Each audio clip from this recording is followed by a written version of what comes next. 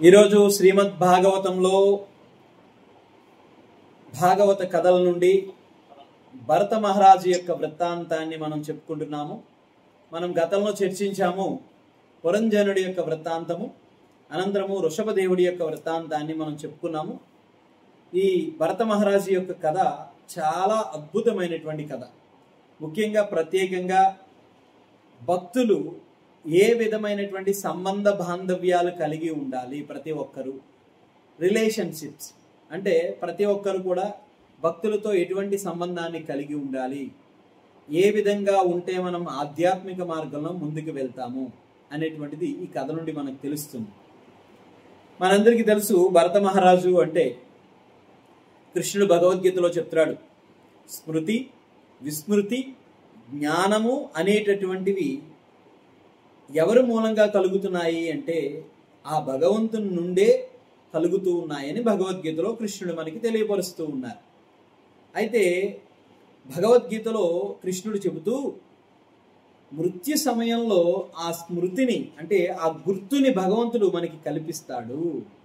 ఎలా అంటే మనం ఎప్పుడైతే జీవితాంతం ఆయన యొక్క ధ్యానంలో ఉంటామో అప్పుడు ఆ స్మృతిని భగవంతుడు మనకి కలగజేస్తాడు అని ఈ శ్రీమద్ భాగవతం మనకి తెలియపరుస్తూ ఉంది. అయితే ఇక్కడ మనం చూసినట్లయితే భగవద్గీతలో కృష్ణుడు చెప్తున్నారు, ఇమం వివశ్వతే యోగం ప్రోక్తవాన్ హమమవ్యయం. ఈ గీతాజ్ఞానం ఏదైతే ఉందో ఇది సృష్టి ఆరంభమున సూర్య భగవానునికి నేను ఉపదేశించాను అని చెబుతూ ఉన్నాడు. కానీ మనం చూసినట్లయితే అర్జునుడికి ఏదో ద్వాపర యుగంలో కృష్ణుడు ఈ గీతా జ్ఞానాన్ని బోధించాడు. సో కాబట్టి ఈ గీతా జ్ఞానాన్ని ఇక్కడ చెప్తున్నారు శ్రీల ప్రభుపాదుల వారు. కోటాను కోట్ల సంవత్సరాల క్రిందట సూర్య భగవానునికి, అమ్మా దయచేసి మ్యూట్లో పెట్టుకోండి, కోటాను కోట్ల సంవత్సరముల కిందట సూర్య భగవానునికి గీతా జ్ఞానం బోధించినటువంటి విషయము శ్రీకృష్ణునికి గుర్తున్నది. కానీ కృష్ణునితో పాటే తాను కూడా అనేకమైనటువంటి జన్మలు పొందినటువంటి అర్జునుడికి గుర్తులేదు.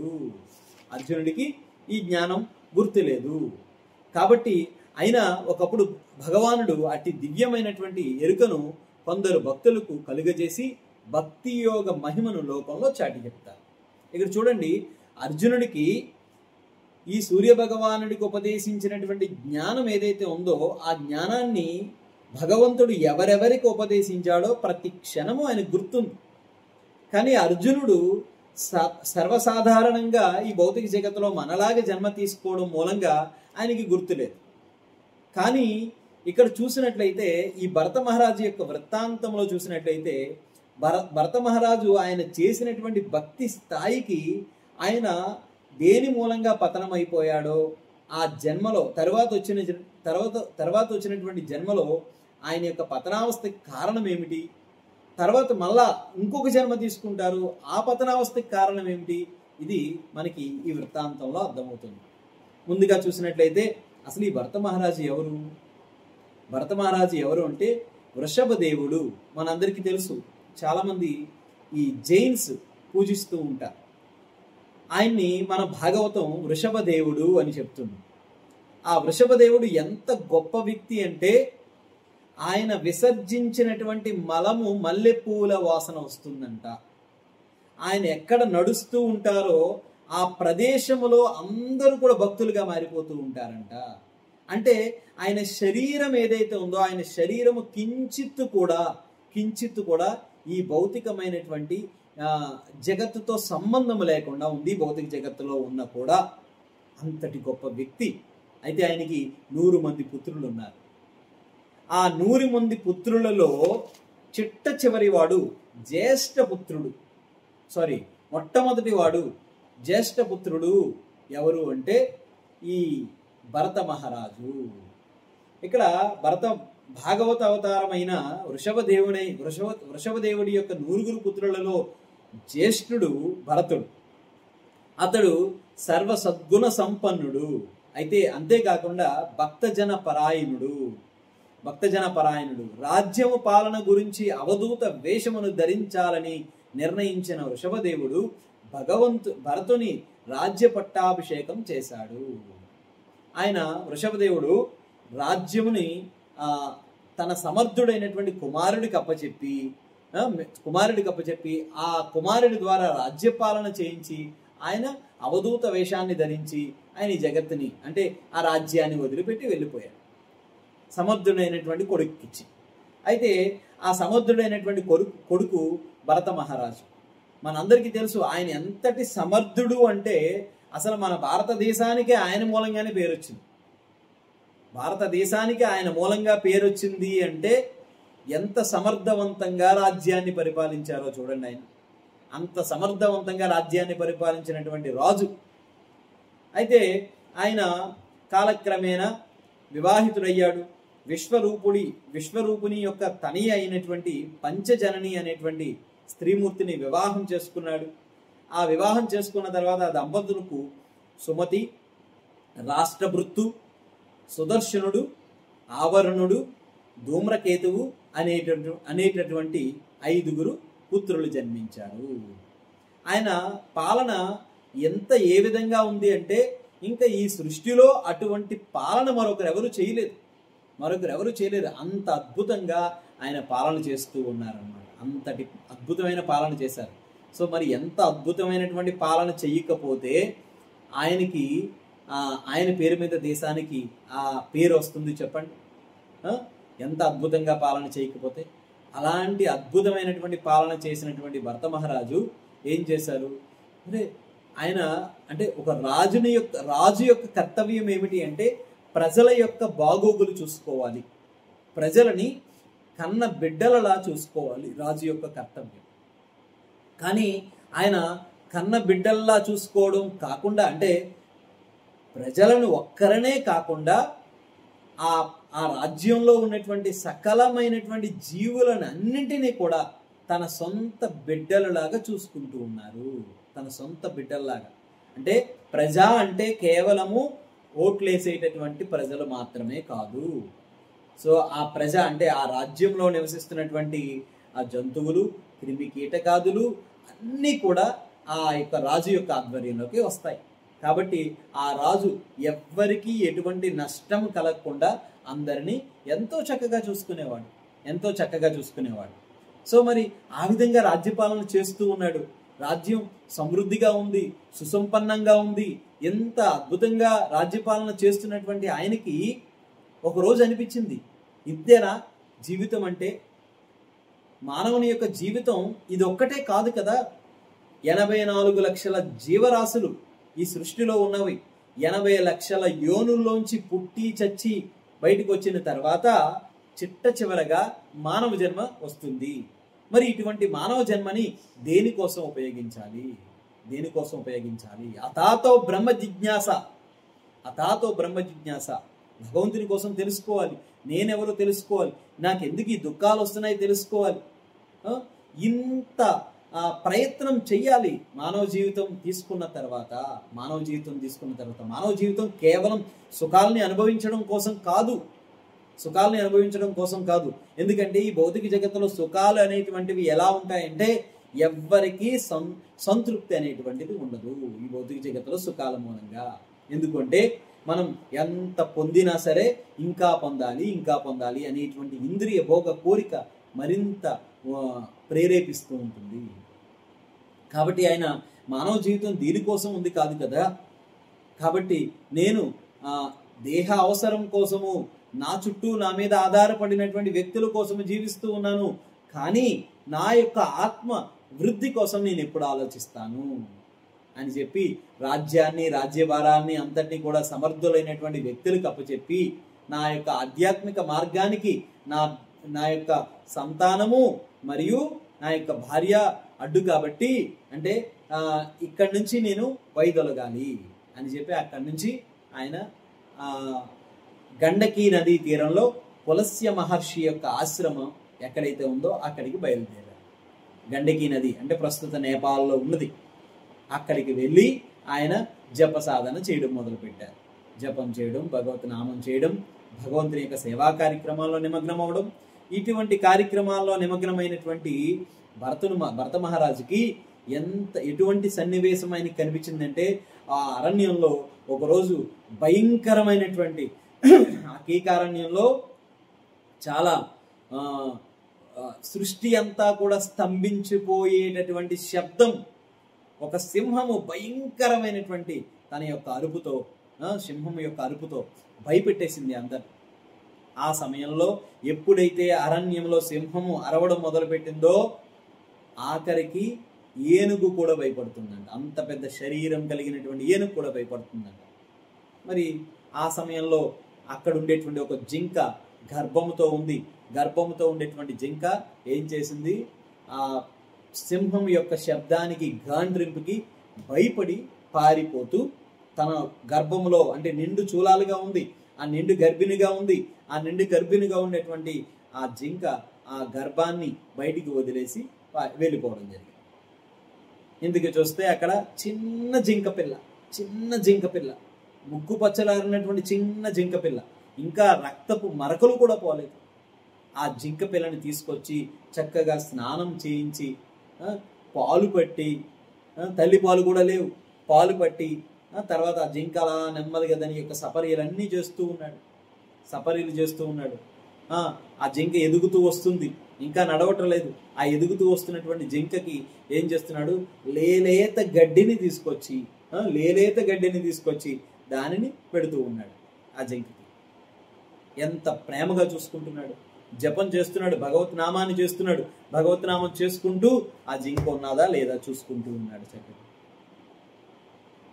24 గంటలు భగవత్ నామాన్ని చెయ్యాలి, 24 గంటలు భగవంతుని యొక్క సేవా కార్యక్రమాల్లో నిమగ్నం అవ్వాలి, 24 గంటలు నేను భగవంతుని యొక్క కథాశ్రవణంలో నిమగ్నం అవ్వాలి అని భార్యని, కట్టుకున్న భార్యని వదిలిపెట్టాడు, బిడ్డల్ని వదిలిపెట్టాడు, రాజ్యాన్ని వదిలిపెట్టాడు, పరివారాన్ని వదిలిపెట్టాడు, ప్రజల్ని వదిలిపెట్టాడు. ఇన్ని వదిలిపెట్టి జింక వ్యామోహంలో పడ్డాడు. ఆ జింక పిల్ల వ్యామోహంలో పడిపోయాడు. జింక పిల్ల వ్యామోహంలో పడిపోయి అది ఎలా అయిపోయిందంటే చక్కగా సమయానుకూలంగా అన్ని కూడా దానికి పెడుతూ ఉన్నాడు. ఆ పెడుతున్న అంటే ఆయన పెడుతున్నటువంటి చూస్తున్నటువంటి ఆయన చేస్తున్నటువంటి సేవకి జింక చాలా ఆరోగ్యకరంగా తయారైంది. చాలా చిన్న లేలేత అడుగులతో అది లేచి నడవడం మొదలుపెట్టింది. అది లేచి నడుస్తుంటే ఎంత ఆనందపడిపోతున్నాడో. ఒక్క క్షణం ఆ జింక కనిపించకుండా వెళ్ళిపోతుంటే ఆయన ఏమంటున్నాడంటే, నా ప్రాణము నా నుంచి వేరైపోతుంది అనిపిస్తుంది అని చెప్తూ ఉన్నాడు. వెతుకుతూ ఉన్న సమయంలో మళ్ళా జింక వచ్చింది. పరిగెట్టుకుంటూ వస్తుంది జింక. పరిగెట్టుకుంటూ వస్తుంటే ఎంతటి అంటే చూడండి, మాయ ఏ విధంగా ప్రభావితం చేస్తుందో చూడండి. ఎంత గొప్ప స్థాయిలో ఉన్నటువంటి వ్యక్తిని కూడా ఏం చేస్తుంది, పరిగెట్టుకుంటూ వస్తూ ఉంటే ఆ జింకని ఏమంటున్నాడు, ఆహా, ఈ లేలేత పాదపు గిట్టల గుర్తులు ఈ భూమి మీద పడుతుంటే ఆ భూమాత ఎంత భాగ్యవంతురాలు అని అంటున్నాడు.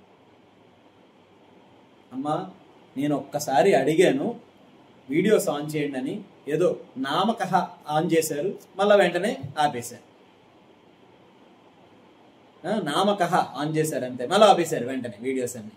ఇంత చెప్పాలని నేను చెప్పండి.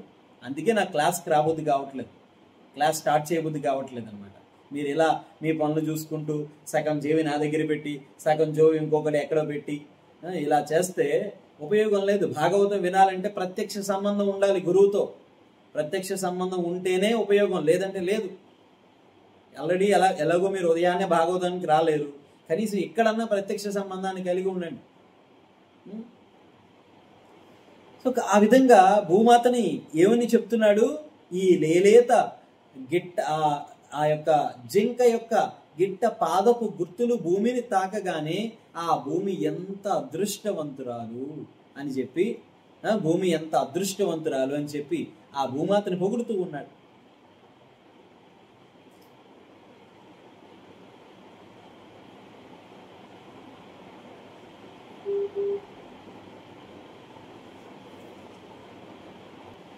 సో కాబట్టి ఆ విధంగా ఆయన ఎంత వ్యామోహానికి దిగజారిపోయాడంటే గిట్ట పాదపు గుర్తులు తగిలితే చాలు భూమాత ఎంత పవిత్రురాలైపోయింది అంటున్నాడు అనమాట. ఆ విధంగా అంత వ్యామోహానికి, అంత మోహానికి గురైపోయాడు. మరి అంత వ్యామోహానికి గురైపోయిన తర్వాత నెమ్మదిగా ఎంత అంటే అతని సాధన ఏ విధంగా అయిపోయిందంటే చూడండి, చక్కగా కూర్చొని భగవన్నామం చేసుకుంటూ ఉన్నాడు. ఆశ్రమంలో కూర్చున్న సమయంలో కళ్ళు మూసుకొని జపం చేసుకుంటూ ఉంటే, నేను కళ్ళు మూసుకునే సమయంలో ఈ జింకని ఏ పులి గాని ఏ సింహం గాని వచ్చి మింగేస్తుందో, కాబట్టి నేను కళ్ళు మూసుకొని జపం చేయను అని చెప్పి ఆయన ఏం చేశాడంటే కళ్ళు తెరిచి జపం చేయడం మొదలుపెట్టాడు. ఎప్పుడైతే కళ్ళు తెరిచి జపం చేయడమో సాధన చేయడం మొదలు పెట్టాడో చుట్టూ ఉండే సన్నివేశాలు ఇవన్నీ కూడా కనిపించి నెమ్మదిగా ఆ భగవన్నామ జపము, భక్తి వీటన్నిటినీ వదిలిపెట్టేశాడు. మన జీవితంలో కూడా ఇదే జరుగుతుంది. ఎగ్జాక్ట్గా గుర్తుంచుకోండి.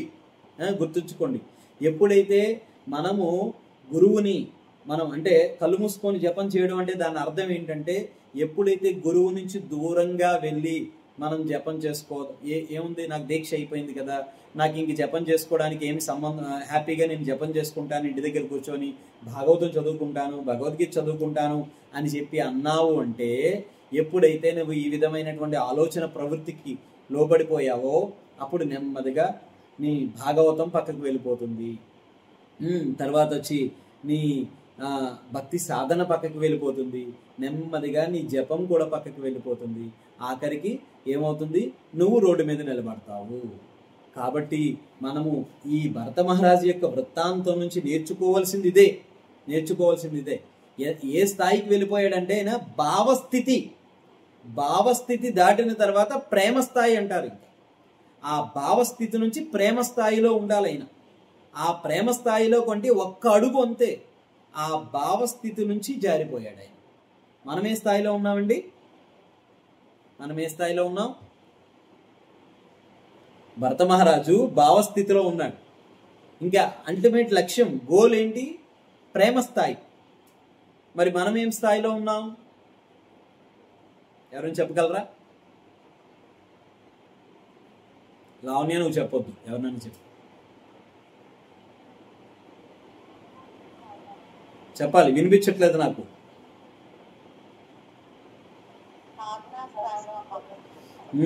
సాధక స్థాయిలో ఉన్నాం మనం. ఇంకా సాధక స్థాయి అంటే ఏంటో తెలుసండి? మొట్టమొదటి మెట్టు ఎక్కడానికి ప్రయత్నం చేస్తున్నాం అంతే. మరి మొట్టమొదటి మెట్టు ఎక్కే ప్రయత్నంలోనే అల్టిమేట్ గా అంతా చూసేసినట్టు మాట్లాడటం, అంతా చూసేసాను నేను, ఇంక ఇక్కడ ఏమీ లేదు అని మనం తీర్మానం చేసేయడం, తర్వాత వచ్చి అల్టిమేట్ అంతా చూసేసినట్టు నాకు ఇంక చాలు ఇంక ఇది. ఇవన్నీ దేనికి అంటే అపరాధ స్థాయి అన్నమాట. ఇవన్నీ అపరాధాలు చేసే కొద్దీ మనం అలా వెనక్కి వెళ్ళిపోతూ ఉంటాం. అపరాధాలు చేసేటప్పుడు ఏమవుతుందంటే మందిరం మనకి ఒక మొల్ల పాన్పులకు కనిపిస్తుంటుంది మందిరం. అదే అపరాధాలు లేకుండా మనం కానీ జపం చేయడం మొదలు పెడితే మందిరము ఒక మంచి అద్భుతమైనటువంటి సువాసన వెదజల్లేటటువంటి ఒక పుష్పవనంలా కనిపిస్తుంది.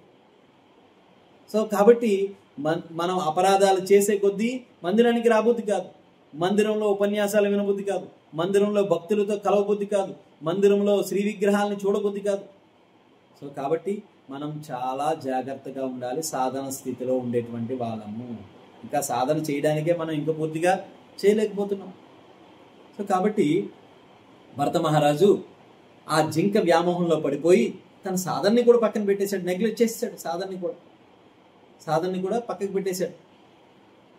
ఆ స్థాయిలో ఒకరోజు జింక కనిపించకుండా పోయింది. ఆ కనిపించకుండా పోయినటువంటి జింక కోసము వెతుకుతూ ఆఖరికి ఆ కొండ చర్య చివరి భాగానికి వెళ్ళిపోయి తన యొక్క ఊహలో ఆ కనిపిస్తున్నటువంటి ఊహలో కనిపిస్తున్నటువంటి వస్తువు తన జింకే అనుకుని ఆ కొండ చర్య భాగం నుంచి కింద పడిపోయాడు. ఆ సమయంలో కూడా ఆయనకి భగవంతుడు గుర్తులేడు. భగవద్భక్తుడై ఉన్నాడు, భగవద్భక్తుడి యొక్క కుమారుడై ఉన్నాడు, వృషభదేవుని యొక్క కుమారుడై ఉన్నాడు. ఇంత పెద్ద రాజ్యానికి రాజుగా ఉన్నాడు. వాటన్నిటినీ తుచ్చంగా వదిలిపెట్టేశాడు. ఇంత స్థాయిలో ఉన్న వ్యక్తి కూడా కనీసం భగవంతుణ్ణి ధ్యానించలేకపోయాడు అంతే కాలంలో. మరి మన దగ్గర ఏం క్వాలిఫికేషన్స్ ఉన్నాయి? ఏం క్వాలిఫికేషన్స్ ఉన్నాయి?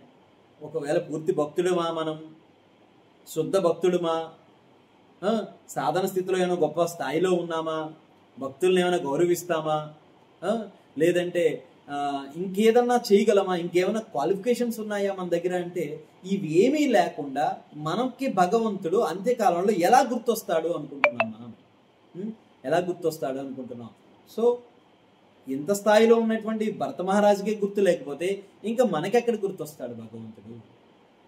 సో కాబట్టి మనం చాలా కేర్ఫుల్, చాలా జాగ్రత్తగా ఉండాలి, చాలా జాగ్రత్తగా ఉండాలి. అందుకే శిల ప్రభుపాదులు వారు చెప్తారు, భక్తి సిద్ధాంత మహారాజ్ చెప్తారు, ఆధ్యాత్మిక మార్గము అంటే అంత సులభమైనది కాదు, రెండు వైపులా పదునున్నటువంటి కత్తి మీద నడక.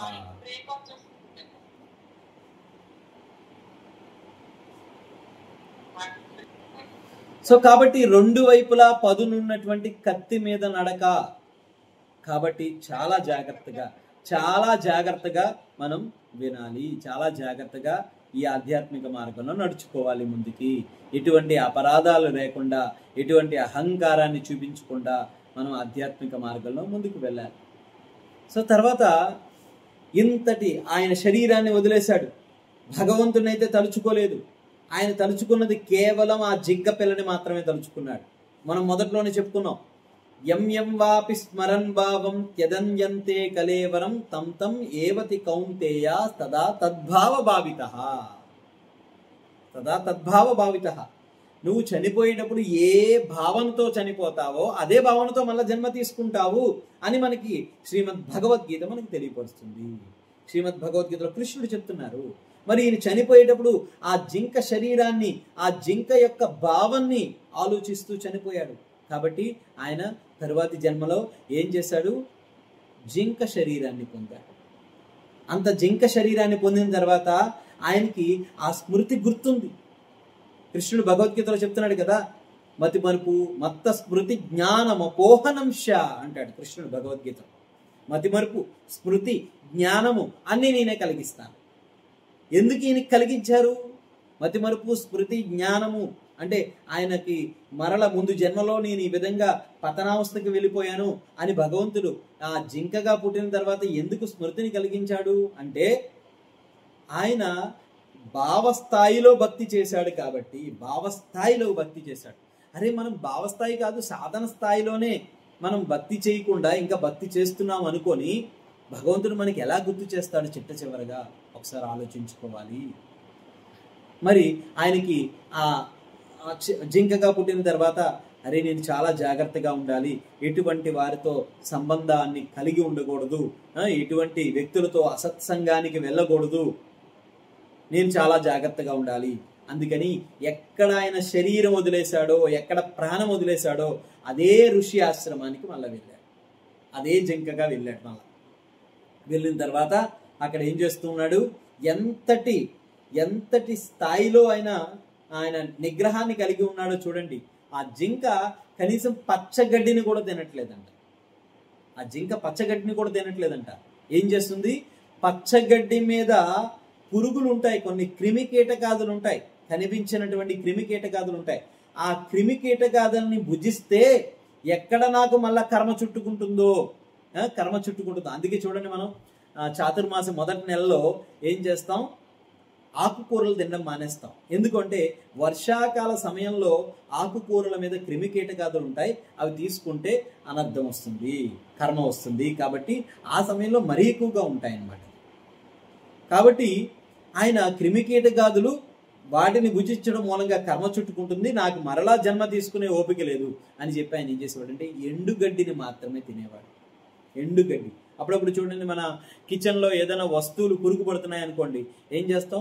ఎండలో ఎండబెడతాం. ఎండలో ఎప్పుడైతే ఎండబెట్టామో అప్పుడు ఆ ఉన్న క్రిమి కీటకాదులు అన్నీ పోతాయి అన్నమాట. సో అందుకని అది ఎండుగడ్డి మాత్రమే తిని ఆ ఋషి ఆశ్రమంలో అక్కడ ఆ ఋషీశ్వరులు తినగా భుజించినటువంటి ఆహార శేషం ఏదైతే ఉందో ఆ ఉచ్చిష్టని మాత్రమే భుజించేది. అక్కడ భాగవతం వినేది, అక్కడ భగవన్ నామాన్ని వినేది. ఈ విధంగా తన జీవితం గడిపి ఎటువంటి తోటి జింకలతో కూడా కలిసేది కాదు. ఒక్క చోటే కూర్చొని అలాగా ఆ భాగవతాన్ని వింటూ ధ్యానంగా ఉండేది. సో ఆ విధంగా ఉండి ఈ శరీరాన్ని వదిలిపెట్టేసింది. ఎప్పుడైతే ఆ శరీరాన్ని వదిలిపెట్టిందో తరువాతి జన్మ ఒక సద్బ్రాహ్మణుడికి కొడుకుగా పుట్టాడు. ఒక సద్బ్రాహ్మణుడికి కొడుకుగా పుట్టిన తర్వాత పెరిగి పెద్దవాడు అవుతున్నాడు. పెరిగి పెద్దవాడు అయిన తర్వాత బ్రాహ్మణుడు కాబట్టి ఒడుగు కార్యక్రమం చేశారు. ఒడుగు కార్యక్రమం చేసిన తర్వాత యజ్ఞోపవీతాన్ని ధరింపజేశాడు. యజ్ఞోపవీతం ధరించిన తర్వాత కుమారుడికి తండ్రి అన్నీ నేర్పిస్తున్నాడు. భగవంతుని యొక్క సేవా కార్యక్రమాలు, అలాగే భగవంతునికి ఏ విధంగా అర్చన చెయ్యాలి, ఇటువంటి పద్ధతులన్నీ నేర్పిస్తున్నాడు. కానీ ఇతనికి మత్త స్మృతి జ్ఞానమపోహనంశ, భగవంతుని యొక్క కృప మూలంగా, ఆయన చేసినటువంటి భావభక్తి మూలంగా ఆయనకి పూర్వజన్మ స్మృతి అంతా గుర్తుంది. ఎప్పుడు భరత మహారాజుగా పుట్టింది. ఇక్కడ చూడండి ఎంత గొప్ప విషయం చూడండి. భరత మహారాజు రాజ్యాన్ని పరిపాలిస్తూ ఉన్నటువంటి స్థాయి నుండి జింక స్థాయికి పడిపోయాడు. ఏం చేస్తున్నాడు? ఆలోచిస్తుంది. తను జింకగా పుట్టినప్పుడు ఆలోచిస్తుంది, అరే నేను రాజ్యాన్ని పరిపాలించే రాజుగా ఉన్నాను, అటువంటి స్థాయిలో ఉన్నటువంటి నేను ఇప్పుడు అదే రాజ్యంలో గడ్డి తింటున్నాను. నేను ఇదే జీవితం యొక్క లక్ష్యము. ఏ లక్ష్యం కోసం బయటకు వచ్చి ఎటువంటి అనర్థాల్లో చిక్కుకొని ఉన్నాను నేను అని చెప్పి ఒక్కసారి రియలైజ్ అయ్యి ఆ జింక ఇంకా జీవితంలో ఎవరితో మాట్లాడకూడదు, ఎటువంటి సంబంధాన్ని కలిగి ఉండకూడదు, అనుకుంది. అంతే. తర్వాత జన్మ ఒక సద్బ్రాహ్మణుడికి పుత్రుడిగా పుట్టాడు. ఆ సద్బ్రాహ్మణుడికి పుత్రుడిగా పుట్టిన తర్వాత వయసు పెరిగిన తర్వాత యజ్ఞోపవీత ధారణ జరిగింది. ఆ యజ్ఞోపవీత ధారణ తర్వాత కుమారుడికి అర్చన పద్ధతులు అన్నీ నేర్పిస్తున్నాడు, బ్రాహ్మణుడిగా ఉన్నాడు కాబట్టి. అయితే ఒక్కసారి ఆలోచించి అరే నేను ఇలాగే గాని ఉంటే నా తండ్రి నాకు ఉపనయన సంస్కారం చేశాడు, చేసిన తర్వాత నాకు పూజా పునస్కారాలు అన్నీ నేర్పిస్తున్నాడు, రేపు పొద్దున్న ఎన్నో కార్యక్రమాలు చేయమంటాడు. బ్రాహ్మణుడి యొక్క వృత్తి అదే కదా, పఠన పాఠన యజన యాజన అని చెప్తున్నారు. అంటే పఠన నేర్చుకోవాలి, పాఠన అందరికీ నేర్పించాలి, యజ్ఞాలు చేయాలి, యాగాలు చేయాలి, ఇవన్నీ చేయాలి కదా బ్రాహ్మణుడు అంటే.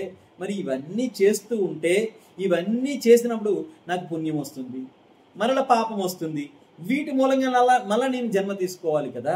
అందుకని ఏం చేసేవాడంటే తండ్రి అర్చన పద్ధతి నేర్పిస్తుంటే ముందు ఏం చేసేవాడంటే అర్చన పద్ధతిని ముందు నేరుగా భగవంతుడికి పూజ చేయడం మొదలు పెట్టేవాడు.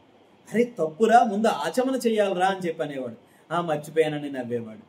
తర్వాత ఇంకొకసారి ఏం చేసేవాడంటే నేరుగా భగవంతుడికి నైవేద్యం పెట్టేసేవాడు. అర్చన పద్ధతిలో అన్ని ఉపచారాలు చేయకుండా ఈ విధంగా అటు ఇటు చేస్తూ ఉండేవాడు. ఇవన్నీ చేస్తూ ఉంటే తండ్రి అనుకున్నాడు, అరే వీడు పిచ్చివాడు, వెర్రివాడు, ఇలా ఉన్నాడు అని చెప్పి అనుకునేవాడు. ఏమి మాట్లాడేవాడు కాదు. తండ్రి ఏం చెప్పినా నవ్వుతూ ఉండేవాడు, వెగిలి నవ్వుతూ ఉండేవాడు. అరే ఖచ్చితంగా వీడు పిచ్చివాడే అయితే అనుకున్నాడు. కొన్ని రోజులకి తండ్రి చనిపోయాడు. తల్లి లేదు, తల్లి ముందే చనిపోయింది. ఇంకా సవతి తల్లి మాత్రం మిగిలింది. ఆ సవతి తల్లి ఏం చేస్తుందంటే మొట్టమొదటి భార్య యొక్క పుత్రుడు కాబట్టి ఆయన్ని ఏనాడు కూడా చక్కగా చూసుకునేదే లేదు. ఏం చేసేది, మిగిలిపోయిన ఆహారాన్ని, పాడైపోయినటువంటి ఆహారాన్ని, పురుగులు పడినటువంటి ఆహారాన్ని, ఎటువంటి ఆహారం పెట్టినా సరే నాకెందుకు ఇటువంటి ఆహారాన్ని పెడుతున్నారు అని ఒక్క మాట కూడా అడగలేదు.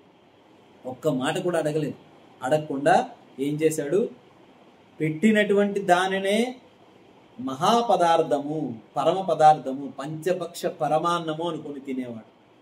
ఎలా ఆలోచించేవాడంటే బ్రహ్మస్థాయిలో ఉండేవాడు. ఆయన ఎప్పుడు కూడా బ్రహ్మస్థాయిలో ఉండేవాడు. బ్రహ్మస్థాయిలో ఉండి ఏం చేసేవాడంటే నాకు ఆహారాన్ని పెట్టేటటువంటి వారిలో బ్రహ్మం ఉన్నాడు, భగవంతుడు ఉన్నాడు. నేను తినేటటువంటి ఆహారంలో బ్రహ్మం ఉన్నాడు, భగవంతుడు ఉన్నాడు. బ్రహ్మము అంటే దాని అర్థం భగవంతుడు. నేను తినేటటువంటి ఆహారంలో భగవంతుడు ఉన్నాడు, అదే నాలో కూడా భగవంతుడు ఉన్నాడు. మరి వాళ్ళందరూ నాకు శత్రువులు ఎలా అవుతారు అని చెప్పి ఏమీ కనీసం కించిత్ కూడా చెల్లించేవాడు కాదు. అలా కొన్ని రోజులు అలాగే జీవితం గడిచిపోతూ ఉండేది. ఆయన పుట్టుకతోనే చాలా దృఢకాయుడు అనమాట. చాలా దృఢంగా ఉండేవాడు, బలంగా ఉండేవాడు, మంచి ఎత్తుగా ఉండేవాడు.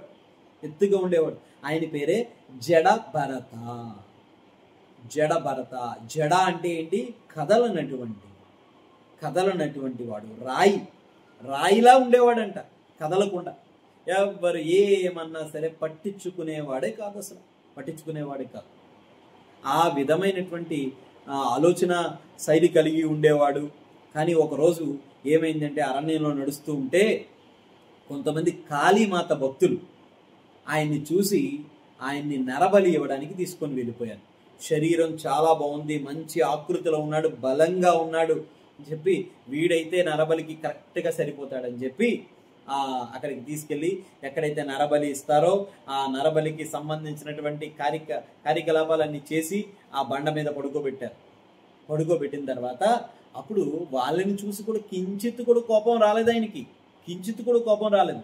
కోపం రాక ఏమంటున్నాడంటే, నన్ను నరకడానికి తీసినటువంటి ఆ కత్తి ఏదైతే ఉందో ఆ కత్తిలో కూడా పరమాత్మ ఉన్నాడు కదా,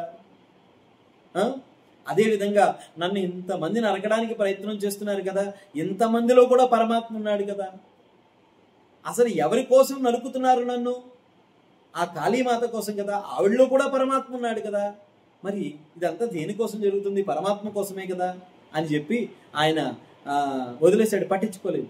ఎప్పుడైతే ఆయన శిరస్థానాన్ని నరకబోతుంటే ఒక్కసారి కాళీమాత ఆ విగ్రహంలోంచి ఒక్క ఉరుకున బయటకు వచ్చి ఎవరెవరైతే ఆయన శిరస్సుని నరకడానికి ఖండించడానికి ప్రయత్నం చేస్తున్నారో వాళ్ళందరి శిరస్సులు ఒకే ఎటుతో ఆవిడ నరికేశారు.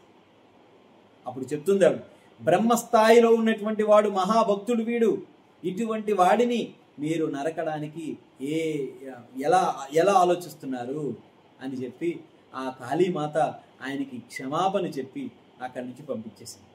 అక్కడి నుంచి వస్తుంటే కొంత దూరం ప్రయాణిస్తుంటే అక్కడ ఒక రాజు, ఆ రాజు ఏం చేస్తూ ఉన్నాడంటే, నలుగురు భటులను తీసుకొని పల్లకిలో ఒక ఋషి ఆశ్రమానికి వెళ్తున్నాడు. అక్కడ భాగవత సప్తాహం జరుగుతుంటే ఆ భాగవత సప్తాహాన్ని వినడానికి వెళ్తూ ఉన్నాడు. ఆ వెళ్తూ ఉండేటప్పుడు అక్కడ ఈ నలుగురు పల్లకి మోసేటటువంటి వారిలో ఒకడికి అనారోగ్యం వచ్చి పడిపోతాడు. అప్పుడు ఎవరు మోస్తారు అని చూస్తున్న సమయంలో ఈ జడభరతుడు కనిపించాడు. ఆ రాజు పేరు ఏంటంటే రాహుగణుడు. ఆ జడభరతుడిని శరీరం సౌష్ఠవంగా ఉంది, అన్ని చక్కగా ఉన్నాడు, పల్లకిని మోయమని చెప్పారు. కనీసం ఏమి కాదనలా, చక్కగా పల్లకిని మోయడానికి సిద్ధమైపోయాడు. కానీ ఎలా ఉన్నారంటే, ముందు ఉన్న ముగ్గురు అంటే పల్లకిని మోసేటటువంటి వారు ముగ్గురు ఒకలా ఉన్నారు, కానీ ఈయనొక్కడు చాలా ఎత్తైనటువంటి శరీరాన్ని కలిగి ఉన్నాడు. ఆ మోస్తూ ఉంటే పల్లకి కిందకి పైకి కిందకి పైకి కిందకి పైకి ఊగుతుంది. రాజు అడుగుతున్నాడు, అరే ఎందుకురా ఇలా మోస్తున్నారు అంటే అప్పుడు మిగతా వాళ్ళు చెప్తున్నారు, అరే ఆయన శరీరం, ఆయన పొడుగ్గా ఉన్నాడు, మేమందరూ ముగ్గురు పొట్టిగా ఉన్నాము, ఇలాగే అవుతుంది స్వామి, ఎలాగా అని చెప్పని అడుగుతున్నారు. అప్పుడు వాడు ఆ జడభరతుడు ఆయన ఎలా నడుస్తున్నాడంటే అటు ఇటు తిరుగుతూ నడుస్తున్నాడు. మళ్ళా కిందకి పైకి ఊగుతున్నాడు, మరలా అటు ఇటు తిరుగుతూ నడుస్తున్నాడు. ఆ నడిచే క్రమంలో ఎలా ఆలోచిస్తున్నాడు అంటే, ఈ నడిచే క్రమంలో నేను ఈ భూమి మీద ఉండేటువంటి ఆ గడ్డిని తొక్కుతూ ఉంటే ఆ గడ్డిలో అనేక క్రిమకీటకాదులు ఉంటాయి, అవి నేను అటు ఇటు నడవడం మూలంగా నా నడక శబ్దానికి అటు ఇటు వెళ్ళిపోతాయి, దూరంగా జరిగిపోతాయి. ఒకవేళ నేను వాటిని తొక్కితే మళ్ళా కర్మను అనుభవించి వాటి కోసం జన్మించాల్సి వస్తుంది. క్రిమి కీటకాదుల కోసం కూడా ఆలోచిస్తున్నాడు. మనం సాటి భక్తుల కోసం ఆలోచించలేకపోతున్నాం, క్రిమి కీటకాదుల కోసం కూడా ఆలోచిస్తున్నాడు. చూడండి ఎంత గొప్పగా ఆలోచిస్తున్నాడో. అంత అయిన తర్వాత రాహుగణుడు ఒకసారి ఆపమని, శరీరం చక్కగా ఉంది కదా, సౌష్ఠవంగానే ఉన్నావు కదా, ఆరోగ్యకరంగా ఉన్నావు కదా, మరి ఎందుకు ఇలా మోయలేకపోతున్నావు అని చెప్పి ఒకసారి మళ్ళా మందలించి మరలా మోయించాడు. మరలా మోయిస్తే ఈసారి ఆ నడుస్తునేటప్పుడు ఒక చెట్టు మీద నుంచి పక్షి కూహు అనేటువంటి రాగాన్ని అంటే కూస్తూ ఉంటే ఆ పక్షి కూతకి ఆ పక్షిలో కూడా బ్రహ్మం ఉన్నాడు, ఆ బ్రహ్మం అంటే పరమాత్మ ఉన్నాడు, ఆ పరమాత్మ నాకేదో చెప్పాలనుకుంటున్నాడు అని చెప్పి ఆ పక్షి కోతని కూడా ఆయన ఆస్వాదిస్తూ ఒక్కసారిగా ఆ పల్లకిని మోస్తూ పైకి ఎగిరి గెంతుతూ ఉన్నాడు. ఇప్పుడు రాజుకి చాలా కోపం వచ్చేసింది. కోపం వచ్చి రాహుగణుని దండించడానికి ఆయన ముందుకొచ్చి ఏం చెప్తున్నాడు? నేను దేశపు రాజుగా ఉన్నాను, రాజుగా ఉండేటువంటి నన్ను ఇంత అగౌరవపరుస్తున్నావు, నీ శిరశ్ఛేదనం చేస్తాను అని చెప్పి రాహుగణుడు జడభరతుడిని నిందిస్తూ ఉన్నాడు. అప్పుడు జడభరతుడు నవ్వుతూ ఉన్నాడు. నవ్వుతూ రాజుగారికి ఒక దివ్య బోధ చేస్తున్నాడు. ఆ బోధ ఏంటంటే, మీరు ఎవరిని చంపుతారు, ఎవరి శిరస్సుని ఛేదనం చేస్తారు అని అడుగుతున్నాడు. అరే పిచ్చివాళ్ళ ఉన్నావు, నేను ఎవరిని అరుగుతాను, ఎవరి శిరస్సుని ఛేదనం చేస్తాను, నీ శిరస్సే, నువ్వే కదా అపరాధం చేశావు అని చెప్పి అంటున్నారు. అప్పుడు ఏం చెప్తున్నాడంటే, అంటే నా శరీరాన్ని చంపుతారా, నా ఆత్మని చంపుతారా అని అడుగుతున్నాడు. అరే పిచ్చివాళ్ళ ఉన్నాడు, నా శరీరం ఏంటి, ఆత్మ ఏంటి అని చెప్పి అంటున్నాడు. అప్పుడు రాహుగణుడు చెప్తున్నాడు, నేనైతే ఆత్మని, ఆత్మస్థాయిలో ఉన్నాడు ఆయన, సంపూర్ణంగా ఆత్మస్థాయిలో ఉన్నాడు. అందుకని ఎటువంటి ఆహారం పెట్టినా, ఎంతమంది ఎన్ని అగౌరవపరిచినా, కొంతమంది పిల్లలు రాళ్ళు పెట్టి కొడుతున్నారు, ఎన్ని చేసినా సరే ఏమి కించిత్ కూడా చెలించట్లేదు. అందుకే చెప్తారు, శీతోష్ణ సుఖ దుఃఖద అగమాపాహి అనిత్య స్థాం స్థితిక్షస్వ భారత అంటాడు కృష్ణుడు అర్జునుడితో చెప్తారు. అన్ని సమయాల్లో కూడా ఒకలాగే ఉండగలగాలి. ఎవడైతే ఆత్మస్థాయిలో ఉంటారో అటువంటి వాడు కష్టం వచ్చినా, దుఃఖం వచ్చినా, ఆనందం వచ్చినా, లేదంటే గౌరవం వచ్చినా, మర్యాద వచ్చినా, అపకీర్తి వచ్చినా, ఎటువంటి పరిస్థితుల్లో అయినా సరే చెలించకుండా ఒకలాగే దృఢంగా ఉండగలుగుతాడు. సో కాబట్టి ఈ జడభరతుడు అప్పుడు రాహుగణుడికి దివ్య బోధ చేస్తాడు, అప్పుడు ఆత్మబోధ చేస్తాడు. నువ్వు ఎవరిని ఛేదించాలనుకుంటున్నావు? నా శరీరాన్ని. కానీ నా శరీరం నాది కాదు, కేవలం నేను అద్దె ఇంటిలో ఉంటున్నానంతే. ఈ శరీరం అద్దిల్లు. మన నిజమైనటువంటి శరీరం ఏమిటి అంటే ఆత్మ. అందుకని మనం ఈ ఆత్మని ఎప్పుడు కూడా, అంటే ఆత్మ కోసం ఆలోచించడం నేర్చుకోవాలి. ఎప్పుడు శరీరం కోసమే కాదు, ఆత్మ కోసం ఆలోచించడం నేర్చుకోవాలి. దీన్ని బట్టి, అంటే ఈ కథ బట్టి మనం ఏం అర్థం చేసుకోవాలి?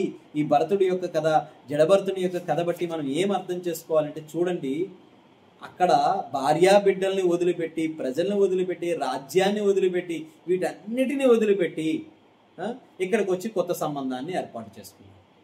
ఇదే విధంగా మన జీవితంలో కూడా అంతే. మనము అన్నిటినీ వదిలిపెట్టి ఇస్కాన్కి వస్తూ ఉంటాం, అన్నిటినీ వదిలిపెట్టి హరే కృష్ణ ఉద్యమానికి వస్తాం. కానీ ఇక్కడికి వచ్చి ఇక్కడ రిలేషన్స్ పెట్టుకుంటూ ఉంటాం. మీరు మా సిస్టర్, మీరు మా తల్లి, ఇటువంటి రిలేషన్స్ అన్నీ పెట్టుకుంటూ ఉంటాం. ఎవరైనా సరే మాతాజీస్ అని పిలాలి అంతే, మాతాజీస్ని, ప్రభుస్ అని పిలాలి అంతే. ఇక్కడికి వచ్చి మనం రిలేషన్స్ పెట్టుకోకూడదు. అన్నయ్య, చెల్లి, తమ్ముడు, అక్క, బావ, బామర్ది, ఇవి కాదు, ఈ రిలేషన్స్ కాదు. భావస్థాయిలో ఉండేటువంటి వాడు రిలేషన్ పెట్టుకోవడం మూలంగా ఒక జింకతో ఆయన పతనం అయిపోయాడు. ఆయన అదృష్టవంతుడు, భావస్థాయిలో ఉన్నాడు కాబట్టి ఆ స్మృతి ఉంది. మనకి ఉంటుందా? మనకి అటువంటి స్మృతి ఉంటుందా?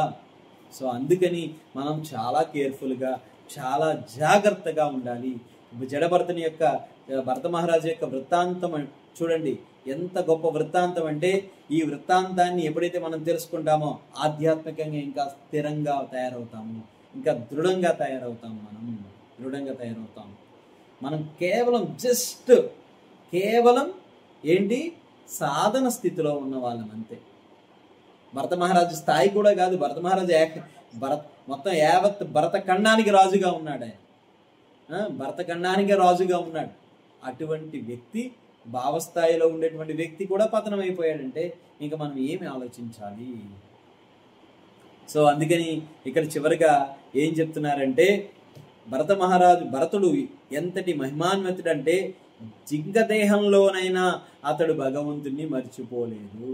ఎందుకంటే ఒక్కసారి చేసిన తప్పు మళ్ళా చేయకూడదు. ఇంక మన జీవితంలో ఒక్కసారి చేసిన తప్పు, ఈ తప్పు మూలంగా నాకు కృష్ణుడు దూరం అయిపోతున్నాడు, ఈ తప్పు మూలంగా నాకు నా గురువు దూరం అయిపోతున్నాడు, ఈ తప్పు మూలంగా నా నామం నా నుంచి దూరం అయిపోతుంది, అందుకు నేను ఇంకా జీవితంలో అటువంటి తప్పు చెయ్యను. మన అహంకారం ఏం చేస్తుంది? తప్పు చేసేలా ప్రేరేపిస్తుంది. నీకేం గురువు అవసరం లేదు, నీకేం భగవంతుడు అవసరం లేదు, నీకు నామజపం అవసరం లేదు అని చెప్తుంది మన యొక్క అహంకారం.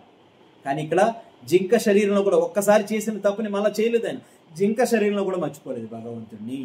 అందుకే శ్రవణ కీర్తనలో అభిరుచి కలిగిన భాగవతులు భరతుని విశుద్ధ గుణాలను చర్చిస్తూ అతని కర్మలను కొనియాడారు. భరతుని చరితము సర్వమంగళదాయము.